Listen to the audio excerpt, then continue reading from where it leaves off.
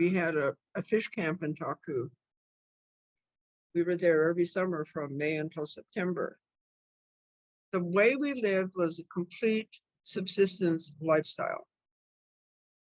We had some type of radio to call for help that my parents utilized. I never touched it. We brought a skip full of food, like canned goods and butter. We call them skips. They're actually pretty good sized boats. They just didn't have a cabin on it. There was a tender that showed up, and a tender is a big boat that buys the fish. It's a fish buyer. And sometimes they had food like Dairy-Gold butter in a can, but oftentimes we bought everything from Gildersleeve store or Thibodeau's market and brought those things in with us. Other than that, we just ate fish, deer, seal, porcupine. We harvested when the berries were ripe. Some of the memories I have of Taku as a child is laying on the ground behind a log with my .22, aimed at a net, because we had our net set out. My job was to shoot the seal as their heads popped up. And the reason why I was stationed there was to keep the seal from eating our profits. I think I only had to go out one time to gaff a seal and bring it in. They're pretty heavy, but when you're in water, they're light. And so growing up on the Taku River, I have really vivid memories of having seal watch and taking the skip up to the waterfall to haul our water back, because we didn't have any running water except for the 2 waterfalls. So we would take our containers and take the skip up, but only at high tide, because it was very difficult to maneuver at low tide. In Taku, we were subsistence living, which meant all of us, except for a baby, all had a duty.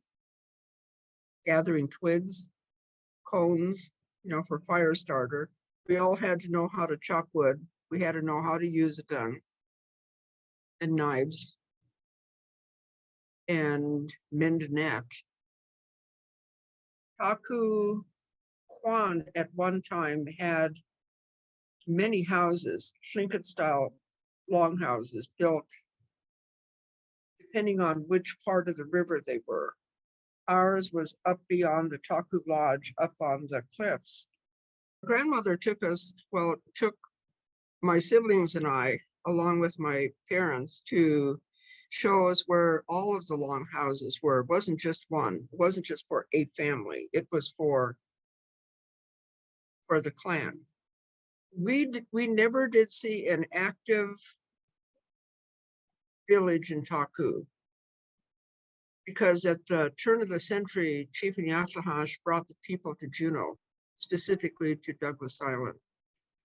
What Chief Nyatlahash said, the reason why is because the economy had changed to the point where people couldn't just live a subsistence lifestyle. The outsiders had come in, they had opened up mines, logging camps.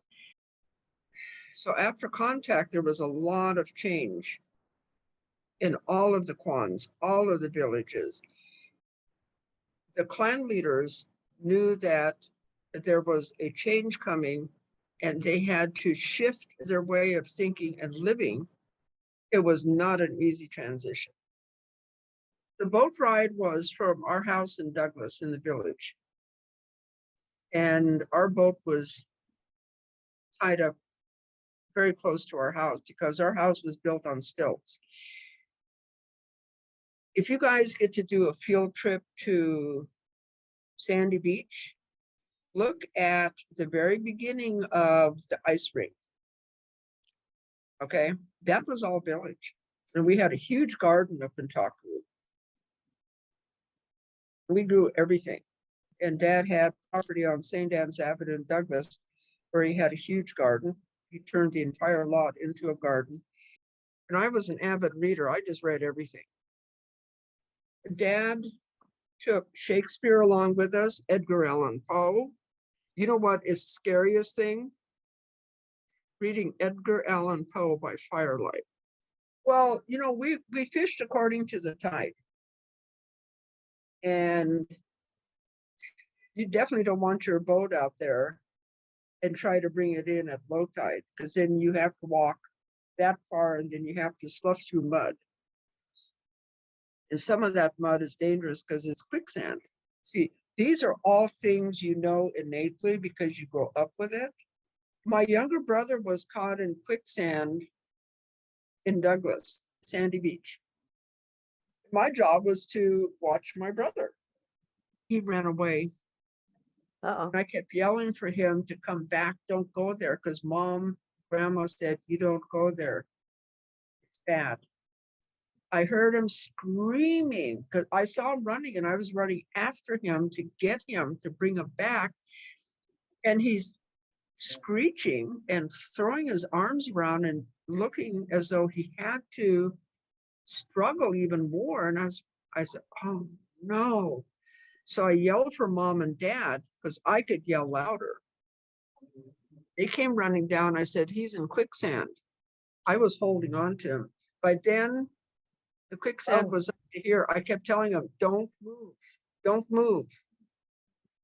Did he listen? No.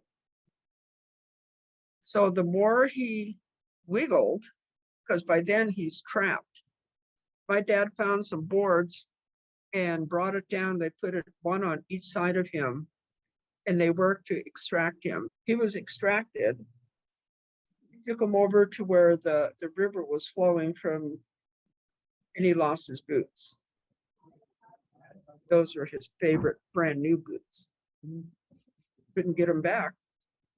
What my parents did was they built a wall halfway up, and then they fit over the frame, almost like a greenhouse, a canvas tent. It was a wall tent. In the back was all bedding. It was just all laid out. And it's really cold on the taku because of the winds that flow through. So we stayed cozy. We had kitchen area or cook area with a wood stove. We were hardly ever in the cabin. There was no need to. We were outdoors. We were busy. We did have free time. We could sit under a tree or we could go swimming.